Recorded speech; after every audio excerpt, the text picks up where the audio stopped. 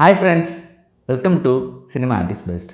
Cinema artist பெஸ்ட்டில் இப்போ நான் பார்க்க போகிற திரைப்படம் என்னென்னா சுலைமான் ஸ்டோரி. இந்த திரைப்படம் ஆண்டு 2024. இது வந்து பார்த்திங்கன்னா ஒரு ஃப்ரான்ஸ் நாட்டு திரைப்படங்க. டேரக்டர் யார் சொல்லி பார்த்தீங்கன்னா போரிஸ் லோச்கினே. திரைப்படத்தின் ரைட்டர்ஸ் போரிஸ் லோச்கினே அண்ட் டெல்ஃபின் ஆகத். திரைப்படத்தில் அபோ சாங்ரே சுலைமானா முதன்மை கதாபாத்திரம் பண்ணியிருக்காருங்க. சரிங்க, சுலைமான் ஸ்டோரி என்ன மாதிரி கதைக்குள்ளும் பார்ப்பாங்க. படத்தின் நாயகனான சுலைமான் அவன் வந்து பார்த்திங்கன்னா வெஸ்ட் ஆஃப்ரிக்காவில் குனியான்ற ஒரு நாட்டிலேருந்து ஃப்ரான்ஸுக்கு வந்திருக்கான். ஆக்சுவலாக அங்கே வந்து பார்த்திங்கன்னா குனியாவில் வந்து அப்ரேஷன் அதிகமாகி அங்கே வந்து மக்களை வந்து நிறைய சிதைக்க ஆரம்பிச்சிட்டாங்க. ஒன்றும் பெருசாக கிடையாது, இப்போ எல்லா நாட்டிலும் நடக்கிறது தான். லேண்ட் கிராபிங், மக்களை விரட்டுறது, ஸோ இந்த மாதிரி விஷயங்கள் அங்கே நிறைய நடந்துகிட்டே இருக்குது.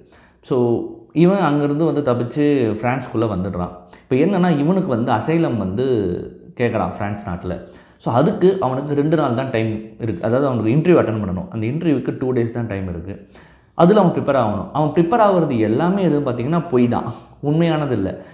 அதாவது குனியா நாட்டில் இவன் ஒரு பாதிப்பு, எந்த பாதிப்பும் ஒரு பொலிட்டிக்கல் எந்த பாதிப்பையும் அடையலை. பட் அந்த பொலிட்டிக்கல் பாதிப்பை அடைஞ்சா அப்படின்றத நோக்கி போனால் இவனுக்கு அசைலம் கிடச்சிரும் அப்படின்னு அங்கே இருக்கிற ஆஃப்ரிக்கன்ஸ் வந்து ஒரு டீம் ரன் பண்ணுறாங்க அசைலம் சீக் பண்ணுறதுக்காக. இதுவும் இல்லீகல் பாயிண்ட்டு தான். இவனுக்கு ஐடியா கொடுத்து இப்படி போகும் அப்படின்றாங்க. இதுக்கு இவனுக்கு வந்து காசு தேவைப்படுது. இன்னொன்று, அங்கே இவன் வந்து ஒர்க் பண்ணிக்கிட்டு இருக்கான் ஒரு டெலிவரி பாய், ஃபுட் டெலிவரி பாயாக. பிரச்சனை என்னென்னா ஃபுட் டெலிவரி பாயாக இருந்தாலும் இவனோட அக்கௌண்ட்லேருந்து இவர் எதுவும் பண்ணல, வேறு ஒருத்தனோட அக்கௌண்ட்லேருந்து தான் இதை பண்ணிக்கிட்டு இருக்கான். ஸோ டோட்டலி இல்லீகல் தான் அங்கே போயிட்டுருக்கு. இப்போ என்னென்னா இவனுக்கு இந்த அசைலம் கிடச்சா தான் இவன் வந்து அந்த இடத்துல நிரந்தரமாக இருக்க முடியும். பட் இவனோட மெயின் குறிக்கோள் என்ன, எதுக்கு அசைலம் சீக் பண்ண வரான் அப்படின்றது எந்த இடத்துல புலப்படுது ஒன்று. ரெண்டாவது, மிக முக்கியமாக அந்த 2 நாளில் ஒரு நார்மலாக அவனோட லைஃப்பை நம்ம பார்க்கும்போது ஒரு ஆடியன்ஸாக நாம் என்ன மாதிரி விஷயத்தை வந்து நம்ம வந்து டைரக்டர் கடத்துறாரு போன்ற விஷயங்கள் தான் இந்த படம். ஆக்சுவலி சுலைமான் ஸ்டோரி பொறுத்த வரைக்கும் one of the very fine and terrific performance I have been seen in recent பாஸ்ட்னு சொல்லலாம் பை எ மேல் ஆக்டர். பிகாஸ் என்னென்னா அவர் நடிக்கிறாருன்றதே நமக்கு தெரியலங்க. அபோ சாங்ரே வந்து ஒரு அசைலம் சீக் பண்ணுற ஒரு ஆஃப்ரிக்கன். இது மொத்தம் தான் நம்ம ரிஜிஸ்டர் ஆகுது படம் பார்க்கும்போது.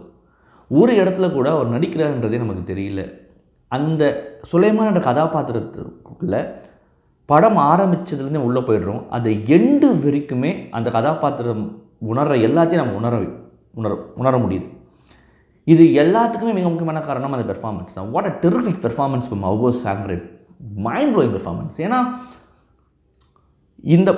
அந்த கேரக்டர் தான் இந்த படமே, அந்த கேரக்டரை மையப்படுத்தி தான் இந்த மொத்த படமே.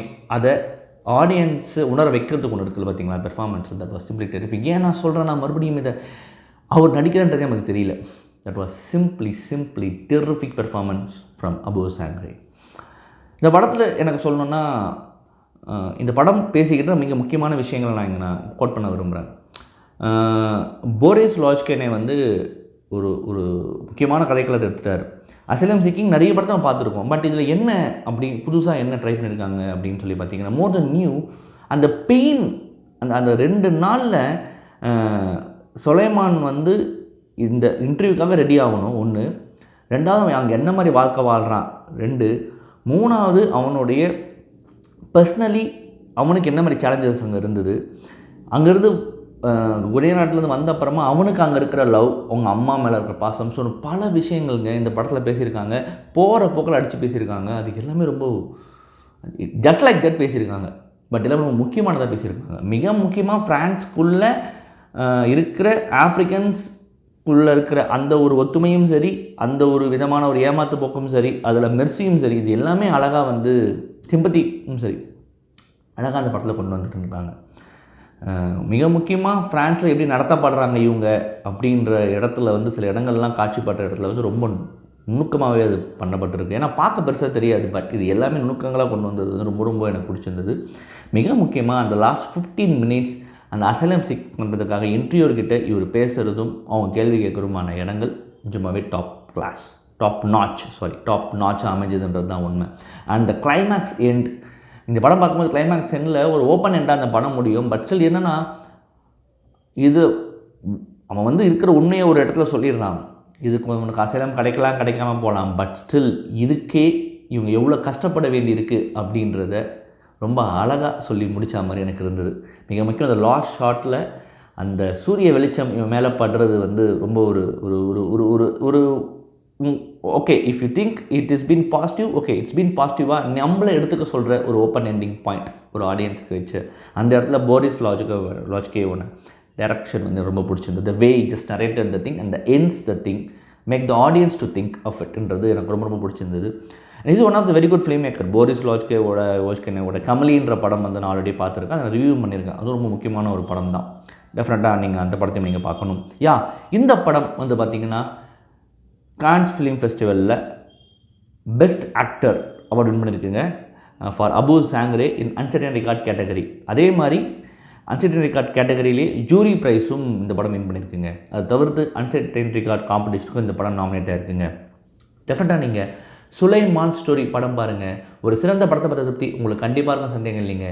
மறுபடியும் தரமான உலக சினிமாவோடையோ இல்லை ரீஜனல் சினிமாவோடையோ இல்லை ஷார்ட் ஃபிலிமோடையோ சந்திக்கிறேன். நன்றி, வணக்கம்.